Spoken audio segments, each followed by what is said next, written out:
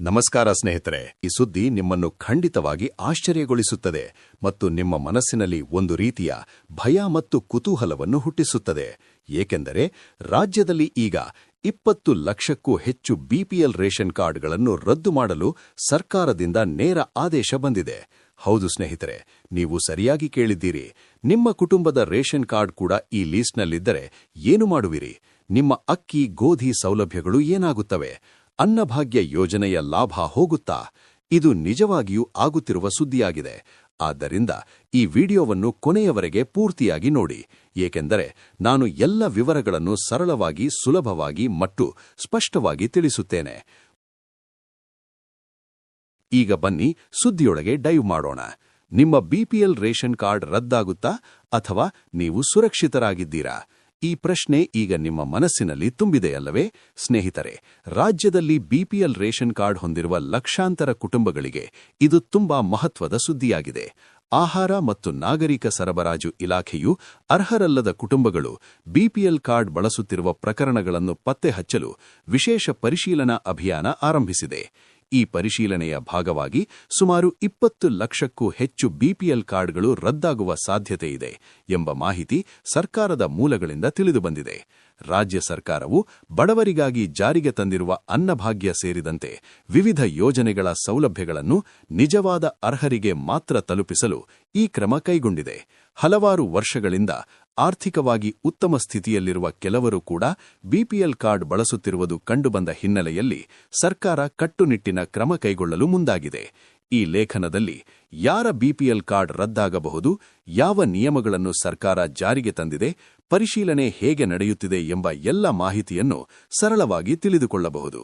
ಸ್ನೇಹಿತರೆ, ನೀವು ಯೋಚಿಸುತ್ತಿದ್ದೀರಾ, BPL ration card ಎಂದರೆ ನಿಜವಾಗಿ ಏನು?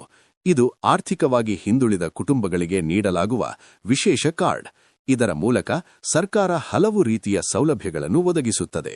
ಪ್ರಮುಖ ಪ್ರಯೋಜನಗಳೇನೆಂದರೆ ಕಡಿಮೆ ದರದಲ್ಲಿ ಅಕ್ಕಿ, ಗೋಧಿ ಮತ್ತು ಇತರ ಆಹಾರ ಧಾನ್ಯಗಳು, ಅನ್ನಭಾಗ್ಯ ಯೋಜನೆಯಡಿ ಉಚಿತ ಧಾನ್ಯ, ಸರ್ಕಾರದ ವಿವಿಧ ಕಲ್ಯಾಣ ಯೋಜನೆಗಳಿಗೆ ಆದ್ಯತೆ, ವಿದ್ಯಾರ್ಥಿಗಳಿಗೆ ಕೆಲವು ಶಿಕ್ಷಣ ಸೌಲಭ್ಯಗಳು, ಆರೋಗ್ಯ ಮತ್ತು ಸಾಮಾಜಿಕ ಭದ್ರತಾ ಯೋಜನೆಗಳ ಲಾಭ. ಆದರೆ ಈ ಸೌಲಭ್ಯಗಳನ್ನು ಪಡೆಯಲು ನಿರ್ದಿಷ್ಟ ಅರ್ಹತಾ ಮಾನದಂಡಗಳನ್ನು ಪೂರೈಸಬೇಕು. ಇದು ನಿಮಗೆ ತಿಳಿದಿದೆಯಾ? ಸ್ನೇಹಿತರೆ, ರಾಜ್ಯದಲ್ಲಿ ಹೊಸ ಪರಿಶೀಲನಾ ಅಭಿಯಾನ ಆರಂಭವಾಗಿದೆ. ಆಹಾರ ಮತ್ತು ನಾಗರಿಕ ಸರಬರಾಜು ಇಲಾಖೆಯು ಕಳೆದ ಕೆಲವು ತಿಂಗಳುಗಳಿಂದ ರೇಷನ್ ಕಾರ್ಡ್ ಮಾಹಿತಿಯನ್ನು ಪರಿಶೀಲಿಸುವ ವಿಶೇಷ ಅಭಿಯಾನ ಆರಂಭಿಸಿದೆ. ಈ ವೇಳೆ ಹಲವಾರು ಕಾರ್ಡ್ಗಳು ಅನರ್ಹರಿಗೆ ನೀಡಲ್ಪಟ್ಟಿರುವುದು ಪತ್ತೆಯಾಗಿದೆ.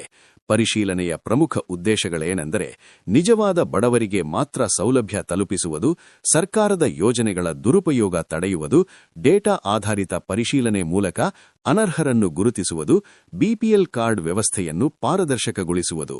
ಈ ಪ್ರಕ್ರಿಯೆಯಲ್ಲಿ ಕೇಂದ್ರ ಮತ್ತು ರಾಜ್ಯ ಸರ್ಕಾರದ ವಿವಿಧ ಡೇಟಾಬೇಸ್ಗಳನ್ನು ಹೋಲಿಕೆ ಮಾಡಿ ಪರಿಶೀಲನೆ ಮಾಡಲಾಗುತ್ತಿದೆ. ಎಷ್ಟು ಕಾರ್ಡುಗಳು ಪರಿಶೀಲನೆಯಲ್ಲಿವೆ ಎಂಬ ಪ್ರಶ್ನೆ ನಿಮ್ಮಲ್ಲಿ ಬಂದಿದೆಯಲ್ಲವೇ? ಕೆಲವು ವರದಿಗಳ ಪ್ರಕಾರ ಸರ್ಕಾರವು ಈಗಾಗಲೇ ಲಕ್ಷಾಂತರ ಕಾರ್ಡ್ಗಳ ವಿವರಗಳನ್ನು ಪರಿಶೀಲಿಸಿದೆ. ಪರಿಶೀಲನೆಯಲ್ಲಿರುವ ಒಟ್ಟು ಕಾರ್ಡ್ಗಳು ಸುಮಾರು 20 ಲಕ್ಷ. ಸಂಶಯಾಸ್ಪದ ಕಾರ್ಡ್ ಪಟ್ಟಿ ಕೇಂದ್ರದಿಂದ ಸುಮಾರು 13 ಲಕ್ಷ. ರಾಜ್ಯದ ಸ್ವಂತ ಪರಿಶೀಲನೆ ಸುಮಾರು 8 ಲಕ್ಷ. ಈಗಾಗಲೇ ಎಪಿಎಲ್ಗೆ ವರ್ಗಾವಣೆ ಸುಮಾರು 14,500,000. ಈ ಸಂಖ್ಯೆಗಳು ಪರಿಶೀಲನೆಯ ಪ್ರಗತಿಯಂತೆ ಬದಲಾಗಬಹುದು. ಯಾರ ಬಿಪಿಎಲ್ ಕಾರ್ಡ್ ರದ್ದಾಗಬಹುದು ಎಂಬುದು ಈಗ ನಿಮ್ಮಲ್ಲಿ ಬಹಳ ಕುತೂಹಲ ಮೂಡಿಸುತ್ತಿದೆಯಲ್ಲವೇ? ಸರ್ಕಾರ ಕೆಲವು ಸ್ಪಷ್ಟ ಮಾನದಂಡಗಳನ್ನು ನಿಗದಿಪಡಿಸಿದೆ. ಈ ನಿಯಮಗಳಿಗೆ ಒಳಪಡುವ ಕುಟುಂಬಗಳ ಕಾರ್ಡ್ ರದ್ದಾಗುವ ಸಾಧ್ಯತೆಯಿದೆ. ಮೊದಲನೆಯದು, ಆದಾಯ ತೆರಿಗೆ ಪಾವತಿದಾರರು. ಕುಟುಂಬದ ಯಾವುದೇ ಸದಸ್ಯರು ಇನ್ಕಮ್ ಟ್ಯಾಕ್ಸ್ ಪಾವತಿಸುತ್ತಿದ್ದರೆ ಆ ಕುಟುಂಬವನ್ನು ಬಡವರ ಪಟ್ಟಿಯಲ್ಲಿ ಪರಿಗಣಿಸಲಾಗುವುದಿಲ್ಲ. ಅಂತಹ ಕುಟುಂಬಗಳ ಬಿಪಿಎಲ್ ಕಾರ್ಡ್ ರದ್ದಾಗಬಹುದು. ಎರಡನೆಯದು, ಸರ್ಕಾರಿ ಉದ್ಯೋಗ ಹೊಂದಿರುವವರು. ಸರ್ಕಾರಿ ನೌಕರರು, ಅರೆ ಸರ್ಕಾರಿ ಸಂಸ್ಥೆಗಳಲ್ಲಿ ಕೆಲಸ ಮಾಡುವವರು, ಶಾಶ್ವತ ವೇತನದ ಉದ್ಯೋಗ ಹೊಂದಿರುವವರು. ಇಂತಹ ಕುಟುಂಬಗಳಿಗೆ ಸಾಮಾನ್ಯವಾಗಿ ಎಪಿಎಲ್ ಕಾರ್ಡ್ ಅನ್ವಯಿಸುತ್ತದೆ. ಮೂರನೆಯದು, ವಾರ್ಷಿಕ ಆದಾಯ ಮಿತಿ. ಬಿಪಿಎಲ್ ಕಾರ್ಡ್ಗೆ ಆದಾಯ ಮಿತಿ: ಕುಟುಂಬದ ವಾರ್ಷಿಕ ಆದಾಯ 1,20,000. ಈ ಮಿತಿಗಿಂತ ಹೆಚ್ಚು ಆದಾಯ ಇದ್ದರೆ ಬಿಪಿಎಲ್ ಕಾರ್ಡ್ ಹೊಂದಲು. ನಾಲ್ಕನೆಯದು, ದೊಡ್ಡ ಆಸ್ತಿ ಹೊಂದಿರುವವರು. ನಗರ ಪ್ರದೇಶಗಳಲ್ಲಿ 1,000 ಚದರಡಿಗಿಂತ ಹೆಚ್ಚು ಮನೆ, ದೊಡ್ಡ ವಾಣಿಜ್ಯ ಕಟ್ಟಡ, ಹೆಚ್ಚಿನ ಮೌಲ್ಯದ ಜಮೀನು ಇಂತಹ ಆಸ್ತಿ ಹೊಂದಿರುವವರು ಆರ್ಥಿಕವಾಗಿ ದುರ್ಬಲ ವರ್ಗಕ್ಕೆ ಸೇರದು ಎಂಬ ಕಾರಣದಿಂದ ಕಾರ್ಡ್ ರದ್ದಾಗಬಹುದು. 5ನೆಯದು 4 ಚಕ್ರದ ವಾಹನ ಹೊಂದಿರುವವರು. ಸಾಮಾನ್ಯವಾಗಿ ಕಾರು ಅಥವಾ ಇತರ 4 ಚಕ್ರ ವಾಹನ ಹೊಂದಿರುವವರು ಅನರ್ಹರಾಗಬಹುದು. ಸ್ನೇಹಿತರೆ, ಈಗ ನೀವು ಯೋಚಿಸುತ್ತಿದ್ದೀರಾ, ನಿಮ್ಮ ಕುಟುಂಬದಲ್ಲಿ ಯಾರಾದರೂ ಆದಾಯ ತೆರಿಗೆ ಕಟ್ಟುತ್ತಿದ್ದಾರೆಯೇ ಅಥವಾ ಸರ್ಕಾರಿ ಉದ್ಯೋಗದಲ್ಲಿದ್ದಾರೆಯೇ? ನಿಮ್ಮ ವಾರ್ಷಿಕ ಆದಾಯ 1,20,000ಕ್ಕಿಂತ ಹೆಚ್ಚಿದೆಯೇ? ನಿಮ್ಮ ಮನೆ 1,000 ಚದರಡಿಗಿಂತ ದೊಡ್ಡದಿದೆಯೇ? ಅಥವಾ ನಿಮ್ಮ ಬಳಿ ಕಾರು ಇದೆಯೇ? ಈ ಎಲ್ಲ ಪ್ರಶ್ನೆಗಳು ನಿಮ್ಮನ್ನು ಈಗ ತುಂಬಾ ಆಲೋಚನೆಗೆ ತಳ್ಳುತ್ತಿವೆಯಲ್ಲವೇ? ಸ್ನೇಹಿತರೆ, ಈಗ ನಾವು ರದ್ದಾಗುವ ಸಾಧ್ಯತೆ ಇರುವ ಪ್ರತಿಯೊಂದು ಕಾರಣವನ್ನು ಇನ್ನೂ ವಿವರವಾಗಿ ನೋಡೋಣ. ಆದಾಯ ತೆರಿಗೆ ಪಾವತಿದಾರರ ಕುಟುಂಬಗಳು.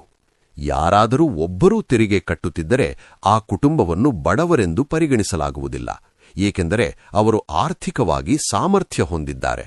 ಸರ್ಕಾರಿ ಉದ್ಯೋಗಸ್ಥರ ಕುಟುಂಬಗಳು. ಸರ್ಕಾರಿ ನೌಕರಿಯಲ್ಲಿದ್ದರೆ ಅಥವಾ ಅರೆ ಸರ್ಕಾರಿ ಸಂಸ್ಥೆಯಲ್ಲಿ ಕೆಲಸ ಮಾಡುತ್ತಿದ್ದರೆ ಅಥವಾ ಶಾಶ್ವತ ವೇತನ ಪಡೆಯುತ್ತಿದ್ದರೆ ಅವರಿಗೆ ಬಿಪಿಎಲ್ ಕಾರ್ಡ್ ಸರಿಹೊಂದುವುದಿಲ್ಲ. ಇವರಿಗೆ ಎಪಿಎಲ್ ಕಾರ್ಡ್ ನೀಡಲಾಗುತ್ತದೆ. ವಾರ್ಷಿಕ ಆದಾಯ 1,20,000ಕ್ಕಿಂತ ಹೆಚ್ಚಿದ್ರೆ ಅಂತಹ ಕುಟುಂಬಗಳು ಬಿಪಿಎಲ್ಗೆ ಅರ್ಹರಲ್ಲ. ದೊಡ್ಡ ಆಸ್ತಿ ಹೊಂದಿರುವವರು. ನಗರದಲ್ಲಿ 1,000 ಚದರಡಿಗಿಂತ ದೊಡ್ಡ ಮನೆ, ಕಟ್ಟಡಗಳು, ಹೆಚ್ಚಿನ ಜಮೀನು ಇದ್ರೆ ಅವರು ಬಡವರ ವರ್ಗಕ್ಕೆ ಸೇರುವುದಿಲ್ಲ. ಆದ್ದರಿಂದ ಕಾರ್ಡ್ ರದ್ದು. 4 ಚಕ್ರದ ವಾಹನ ಹೊಂದಿರುವವರು. ಕಾರು ಅಥವಾ ಇತರ 4 ಚಕ್ರದ ವಾಹನ ಇದ್ರೆ ಅವರನ್ನು ಅನರ್ಹರೆಂದು ಪರಿಗಣಿಸಲಾಗುತ್ತದೆ. ಇವೆಲ್ಲ ನಿಯಮಗಳು ನಿಮ್ಮನ್ನು ಯೋಚಿಸುವಂತೆ ಮಾಡುತ್ತಿವೆಯಲ್ಲವೇ? ನಿಮ್ಮ ಕುಟುಂಬದಲ್ಲಿ ಇಂತಹ ಯಾವುದಾದರೂ ಅಂಶವಿದೆಯೇ? ಇದು ನಿಮ್ಮ ಕಾರ್ಡ್ಗೆ ತೊಂದರೆ ತರುತ್ತದೆಯೇ? ಈ ಪ್ರಶ್ನೆಗಳು ನಿಮ್ಮನ್ನು ವಿಡಿಯೋ ಕೊನೆಯವರೆಗೆ ನೋಡುವಂತೆ ಮಾಡುತ್ತವೆ. ಸ್ನೇಹಿತರೆ, ಈಗ ನಾವು ಪರಿಶೀಲನೆ ಹೇಗೆ ನಡೆಯುತ್ತಿದೆ ಎಂಬುದನ್ನು ಇನ್ನೂ ವಿವರಿಸೋಣ. ಸರ್ಕಾರವು ಕೇಂದ್ರದ ಡೇಟಾಬೇಸ್ನಿಂದ ಸಂಶಯಾಸ್ಪದ 13 ಲಕ್ಷ ಕಾರ್ಡ್ಗಳ ಪಟ್ಟಿ ಪಡೆದಿದೆ. ರಾಜ್ಯದ ಸ್ವಂತ ಪರಿಶೀಲನೆಯಲ್ಲಿ 8 ಲಕ್ಷ ಕಾರ್ಡ್ಗಳು, ಒಟ್ಟು 20 ಲಕ್ಷ ಕಾರ್ಡ್ಗಳು ಪರಿಶೀಲನೆಯಲ್ಲಿವೆ. ಇದು ಡೇಟಾ ಆಧಾರಿತ ಪ್ರಕ್ರಿಯೆಯಾಗಿದೆ, ಆದ್ದರಿಂದ ತಪ್ಪು ಆಗುವ ಸಾಧ್ಯತೆ ಕಡಿಮೆ. ನಿಜವಾದ ಬಡವರ ಕಾರ್ಡ್ಗಳು ಸುರಕ್ಷಿತವಾಗಿರುತ್ತವೆ, ಆದರೆ ಅನರ್ಹರು ಗುರುತಿಸಲ್ಪಡುತ್ತಾರೆ. ನೀವು ಯೋಚಿಸುತ್ತಿದ್ದೀರಾ, ನಿಮ್ಮ ಕಾರ್ಡ್ ಸ್ಥಿತಿ ಏನು ಎಂದು ಹೇಗೆ ತಿಳಿಯುವುದು? ಅಧಿಕೃತ ವೆಬ್ಸೈಟ್ಗೆ ಹೋಗಿ ಅಥವಾ ಹತ್ತಿರದ ನ್ಯಾಯಬೆಲೆ ಅಂಗಡಿಗೆ ಸಂಪರ್ಕಿಸಿ. ನಿಮ್ಮ ರೇಷನ್ ಕಾರ್ಡ್ ನಂಬರ್ ಹಾಕಿ ಚೆಕ್ ಮಾಡಿ ಅಥವಾ ಆಹಾರ ಇಲಾಖೆಯ ಆಫೀಸಿಗೆ ಹೋಗಿ ವಿಚಾರಿಸಿ. ಇದು ತುಂಬಾ ಸುಲಭ ಸ್ನೇಹಿತರೆ. ಈಗ ನಾವು ಈ ಸುದ್ದಿಯನ್ನು ಇನ್ನೂ ವಿವರವಾಗಿ ನೋಡೋಣ. ರಾಜ್ಯದಲ್ಲಿ ಬಿಪಿಎಲ್ ಕಾರ್ಡ್ ಹೊಂದಿರುವ ಲಕ್ಷಾಂತರ ಕುಟುಂಬಗಳಿದ್ದಾರೆ. ಅವರಿಗೆ ಈ ಪರಿಶೀಲನೆಯಿಂದ ಏನು ಪರಿಣಾಮ ಬೀಳುತ್ತದೆ? ನಿಜವಾದ ಬಡವರು ಸುರಕ್ಷಿತರು, ಅನರ್ಹರು ಗುರುತಿಸಲ್ಪಡುತ್ತಾರೆ. ಈ ಪ್ರಕ್ರಿಯೆಯು ಸರ್ಕಾರದ ಯೋಜನೆಗಳನ್ನು ಪಾರದರ್ಶಕಗೊಳಿಸುತ್ತದೆ, ದುರುಪಯೋಗ ತಡೆಗಟ್ಟುತ್ತದೆ. ನಿಮ್ಮ ಕುಟುಂಬಕ್ಕೆ ಇದು ಹೇಗೆ ಪ್ರಯೋಜನಕಾರಿಯಾಗುತ್ತದೆ ಎಂದು ಯೋಚಿಸಿ. ನೀವು ಅರ್ಹರಾಗಿದ್ದರೆ ನಿಮ್ಮ ಕಾರ್ಡ್ ಸುರಕ್ಷಿತ, ಆದರೆ ಅನರ್ಹರಾಗಿದ್ದರೆ ಮುಂಚಿತವಾಗಿ ತಯಾರಾಗಿ. ಈಗ ನಾವು ಪ್ರತಿಯೊಂದು ನಿಯಮವನ್ನು ಇನ್ನೂ ಆಳವಾಗಿ ನೋಡೋಣ. ಆದಾಯ ತೆರಿಗೆ ಪಾವತಿದಾರರು. ಇದು ತುಂಬಾ ಮುಖ್ಯ ಅಂಶ. ಒಂದು ಕುಟುಂಬದಲ್ಲಿ ಒಬ್ಬರೂ ಕೂಡ ತೆರಿಗೆ ಕಟ್ಟುತ್ತಿದ್ದರೆ ಆ ಕುಟುಂಬವನ್ನು ಬಡವರೆಂದು ಪರಿಗಣಿಸುವುದಿಲ್ಲ, ಏಕೆಂದರೆ ಅವರು ಆರ್ಥಿಕವಾಗಿ ಸಾಮರ್ಥ್ಯ ಹೊಂದಿದ್ದಾರೆ. ಸರ್ಕಾರಿ ಉದ್ಯೋಗಸ್ಥರು. ಸರ್ಕಾರಿ ನೌಕರಿಯಲ್ಲಿದ್ದರೆ ಅಥವಾ ನಿಯಮಿತ ವೇತನ ಪಡೆಯುತ್ತಿದ್ದರೆ ಅವರಿಗೆ ಬಿಪಿಎಲ್ ಕಾರ್ಡ್ ಸರಿಹೊಂದುವುದಿಲ್ಲ. ಅವರಿಗೆ ವಾರ್ಷಿಕ ಆದಾಯ ಮಿತಿ 1,20,000. ಇದು ಕಟ್ಟುನಿಟ್ಟಾದ ಮಿತಿ. ಇದಕ್ಕಿಂತ ಹೆಚ್ಚು ಆದಾಯವಿದ್ರೆ ಅರ್ಹತೆ ಇಲ್ಲ. ದೊಡ್ಡ ಆಸ್ತಿ, ನಗರಗಳಲ್ಲಿ ದೊಡ್ಡ ಮನೆಗಳು, ಕಟ್ಟಡಗಳು, ಜಮೀನು ಇದ್ದರೆ ಅದು ಆರ್ಥಿಕ ಸಾಮರ್ಥ್ಯವನ್ನು ತೋರಿಸುತ್ತದೆ. ಆದ್ದರಿಂದ ಕಾರ್ಡ್ ರದ್ದು. 4 ಚಕ್ರ ವಾಹನ, ಕಾರು ಇದ್ದರೆ ಅದೂ ಸಹ ಅನರ್ಹತೆಯ ಸಂಕೇತ. ಇವೆಲ್ಲ ನಿಮ್ಮನ್ನು ಇನ್ನೂ ಹೆಚ್ಚು ಆಲೋಚಿಸುವಂತೆ ಮಾಡುತ್ತಿವೆಯಲ್ಲವೇ ಸ್ನೇಹಿತರೆ? ಈಗ ನಾವು ಈ ಪರಿಶೀಲನೆಯ ಪ್ರಯೋಜನಗಳನ್ನು ನೋಡೋಣ. ನಿಜವಾದ ಬಡವರಿಗೆ ಹೆಚ್ಚು ಸೌಲಭ್ಯಗಳು ತಲುಪುತ್ತವೆ. ಸರ್ಕಾರದ ಹಣದ ದುರುಪಯೋಗ ತಪ್ಪುತ್ತದೆ. ವ್ಯವಸ್ಥೆ ಪಾರದರ್ಶಕವಾಗುತ್ತದೆ. ಇದು ರಾಜ್ಯದ ಎಲ್ಲಾ ಕುಟುಂಬಗಳಿಗೆ ಒಳ್ಳೆಯದು. ನೀವು ಯೋಚಿಸುತ್ತಿದ್ದೀರಾ, ನಿಮ್ಮ ನೆರೆಹೊರೆಯಲ್ಲಿ ಅನರ್ಹರು ಕಾರ್ಡ್ ಬಳಸುತ್ತಿದ್ದಾರೆಯೇ? ಅವರ ಕಾರ್ಡ್ ರದ್ದಾದರೆ ನಿಮಗೆ ಹೆಚ್ಚು ಲಾಭವಾಗುತ್ತದೆಯಲ್ಲವೇ? ಈ ಸುದ್ದಿ ತುಂಬಾ ಮುಖ್ಯವಾಗಿದೆ. ಸ್ನೇಹಿತರೆ, ಈಗ ನಾವು ನಿಮ್ಮ ಕಾರ್ಡ್ ಸ್ಥಿತಿ ಚೆಕ್ ಮಾಡುವ ವಿಧಾನವನ್ನು ಇನ್ನೂ ವಿವರಿಸೋಣ. ಅಧಿಕೃತ ಆಹಾರ ಇಲಾಖೆಯ ವೆಬ್ಸೈಟ್ಗೆ ಹೋಗಿ ರೇಷನ್ ಕಾರ್ಡ್ ನಂಬರ್ ಹಾಕಿ ಸ್ಟೇಟಸ್ ನೋಡಿ, ಅಥವಾ ನಿಮ್ಮ ಹತ್ತಿರದ ನ್ಯಾಯಬೆಲೆ ಅಂಗಡಿಯಲ್ಲಿ ವಿಚಾರಿಸಿ, ಅವರು ಸಹಾಯ ಮಾಡುತ್ತಾರೆ. ಆಹಾರ ಇಲಾಖೆಯ ಆಫೀಸಿಗೆ ಹೋಗಿ ಅಪ್ಲಿಕೇಶನ್ ಕೊಡಿ. ಇದು ಸುಲಭ ಮತ್ತು ತ್ವರಿತ ಪ್ರಕ್ರಿಯೆ. ನಿಮ್ಮ ಕಾರ್ಡ್ ಅನರ್ಹವಾಗಿದ್ದರೆ ಮುಂಚಿತವಾಗಿ ತಿಳಿದುಕೊಳ್ಳಿ ಮತ್ತು ಅಗತ್ಯ ಕ್ರಮ ಕೈಗೊಳ್ಳಿ. ಇದು ನಿಮಗೆ ತುಂಬಾ ಸಹಾಯಕವಾಗುತ್ತದೆ. ಈಗ ನಾವು ಈ ಎಲ್ಲ ಅಂಶಗಳನ್ನು ಮತ್ತೊಮ್ಮೆ ಸಾರಾಂಶಗೊಳಿಸೋಣ. 20 ಲಕ್ಷ ಕಾರ್ಡ್ಗಳು ಪರಿಶೀಲನೆಯಲ್ಲಿವೆ, 13 ಲಕ್ಷ ಸಂಶಯಾಸ್ಪದ, 8 ಲಕ್ಷ ರಾಜ್ಯ ಪರಿಶೀಲನೆ, 14,05,000 ಈಗಾಗಲೇ ಎಪಿಎಲ್ಗೆ ವರ್ಗಾವಣೆ. ಆದಾಯ ತೆರಿಗೆ, ಸರ್ಕಾರಿ ಉದ್ಯೋಗ, ಆದಾಯ ಮಿತಿ, ದೊಡ್ಡ ಆಸ್ತಿ, 4 ಚಕ್ರ ವಾಹನ ಇವು ರದ್ದಿನ ಮುಖ್ಯ ಕಾರಣಗಳು. ನೀವು ಅರ್ಹರಾಗಿದ್ದರೆ ಯಾವುದೇ ಭಯವಿಲ್ಲ. ಅನರ್ಹರಾಗಿದ್ದರೆ ಈಗಲೇ ಚೆಕ್ ಮಾಡಿ, ಪರಿಹಾರ ಹುಡುಕಿ. ಈ ಪ್ರಶ್ನೆಗಳು ನಿಮ್ಮನ್ನು ಇನ್ನೂ ಹೆಚ್ಚು ಆಕರ್ಷಿಸುತ್ತಿವೆ ಅಲ್ಲವೇ? ನಿಮ್ಮ ಕಾರ್ಡ್ ರದ್ದಾದರೆ ಏನು ಮಾಡುವಿರಿ? ಎಪಿಎಲ್ಗೆ ಬದಲಾಗುತ್ತೀರಾ ಅಥವಾ ಇನ್ನೊಂದು ಯೋಜನೆಗೆ ಅರ್ಜಿ ಹಾಕುವಿರಿ? ಇದು ನಿಮ್ಮನ್ನು ಕುತೂಹಲದಿಂದ ತುಂಬಿಸುತ್ತದೆ. ಸ್ನೇಹಿತರೆ, ನಾವು ಈಗಾಗಲೇ ಎಲ್ಲಾ ವಿವರಗಳನ್ನು ನೀಡಿದ್ದೇವೆ. ಆದರೆ ಇನ್ನೊಂದು ಬಾರಿ ನೆನಪಿಸುತ್ತೇನೆ, ನಿಮ್ಮ ಕಾರ್ಡ್ ಸ್ಥಿತಿ ತಿಳಿಯಲು ಅಧಿಕೃತ ವೆಬ್ಸೈಟ್ ಅಥವಾ ಹತ್ತಿರದ ನ್ಯಾಯಬೆಲೆ ಅಂಗಡಿಗೆ ಸಂಪರ್ಕಿಸಿ. ಇದು ನಿಮ್ಮ ಹಕ್ಕು ಮತ್ತು ಜವಾಬ್ದಾರಿ. ಸ್ನೇಹಿತರೆ, ಈ ಸುದ್ದಿಯು ರಾಜ್ಯದ ಎಲ್ಲಾ ಜನರಿಗೆ ಮುಖ್ಯವಾಗಿದೆ. ಬಡವರ ಸೌಲಭ್ಯಗಳು ಸರಿಯಾದವರಿಗೆ ತಲುಪಲಿ ಎಂಬುದು ಸರ್ಕಾರದ ಉದ್ದೇಶ. ಇದು ನಿಮ್ಮ ಕುಟುಂಬಕ್ಕೆ ಏನು ಅರ್ಥ ಬರುತ್ತದೆ ಎಂದು ಯೋಚಿಸಿ.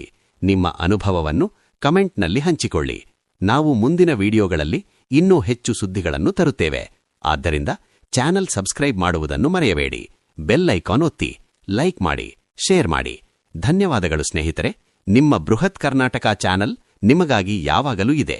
ಈ ವಿಡಿಯೋವನ್ನು ಕೊನೆಯವರೆಗೆ ನೋಡಿದ್ದಕ್ಕೆ ಧನ್ಯವಾದಗಳು. ನಿಮ್ಮ ಕಾರ್ಡ್ ಸುರಕ್ಷಿತವಾಗಿರಲಿ, ಅರ್ಹರಿಗೆ ಸೌಲಭ್ಯಗಳು ತಲುಪಲಿ ಎಂದು ಹಾರೈಸುತ್ತೇವೆ. ಮತ್ತೆ ಮುಂದಿನ ಸುದ್ದಿಯಲ್ಲಿ ಭೇಟಿಯಾಗೋಣ. ನಮಸ್ಕಾರ. ಈಗ ನಾವು ಇನ್ನೂ ಹಲವು ಬಾರಿ ಈ ವಿವರಗಳನ್ನು ಸುತ್ತು ಹಾಕಿ ಹೇಳುತ್ತೇವೆ, ಏಕೆಂದರೆ ಇದು ತುಂಬಾ ಮುಖ್ಯ ಸುದ್ದಿ. ಬಿಪಿಎಲ್ ರೇಷನ್ ಕಾರ್ಡ್ ರದ್ದು ಆದೇಶದ ಬಗ್ಗೆ ಎಲ್ಲಾ ಜನರು ತಿಳಿದುಕೊಳ್ಳಬೇಕು. ಆದ್ದರಿಂದ ನಾವು ಪ್ರತಿಯೊಂದು ಪಾಯಿಂಟ್ ಅನ್ನು ಮತ್ತೆ ಮತ್ತೆ ಸರಳವಾಗಿ ಹೇಳುತ್ತೇವೆ. ನಿಮ್ಮ ಆದಾಯ ತೆರಿಗೆಯ ಬಗ್ಗೆ ಯೋಚಿಸಿ, ನಿಮ್ಮ ಉದ್ಯೋಗದ ಬಗ್ಗೆ ಯೋಚಿಸಿ, ನಿಮ್ಮ ಆಸ್ತಿ ಮತ್ತು ವಾಹನದ ಬಗ್ಗೆ ಯೋಚಿಸಿ. ಇವೆಲ್ಲವೂ ನಿಮ್ಮ ಕಾರ್ಡ್ ಸ್ಥಿತಿಯನ್ನು ನಿರ್ಧರಿಸುತ್ತವೆ. ಪರಿಶೀಲನೆಯ ಸಂಖ್ಯೆಗಳು ದೊಡ್ಡವು, ಆದರೆ ನಿಜವಾದ ಬಡವರಿಗೆ ಯಾವುದೇ ಸಮಸ್ಯೆ ಇಲ್ಲ. ಇದು ನಿಮಗೆ ಧೈರ್ಯ ನೀಡುತ್ತದೆಯಲ್ಲವೇ ಸ್ನೇಹಿತರೆ? ಈ ವಿಡಿಯೋವನ್ನು ಪೂರ್ತಿ ನೋಡಿ, ಎಲ್ಲ ಮಾಹಿತಿ ಪಡೆದು ನಿಮ್ಮ ಕುಟುಂಬಕ್ಕೆ ಸುರಕ್ಷತೆ ತನ್ನಿ. ನಮ್ಮ ಬೃಹತ್ ಕರ್ನಾಟಕ ಚಾನೆಲ್ ನಿಮ್ಮ ಜೊತೆಗೆ ಯಾವಾಗಲೂ ಇದೆ. ಮುಂದಿನ ಸುದ್ದಿಯಲ್ಲಿ ಭೇಟಿಯಾಗೋಣ.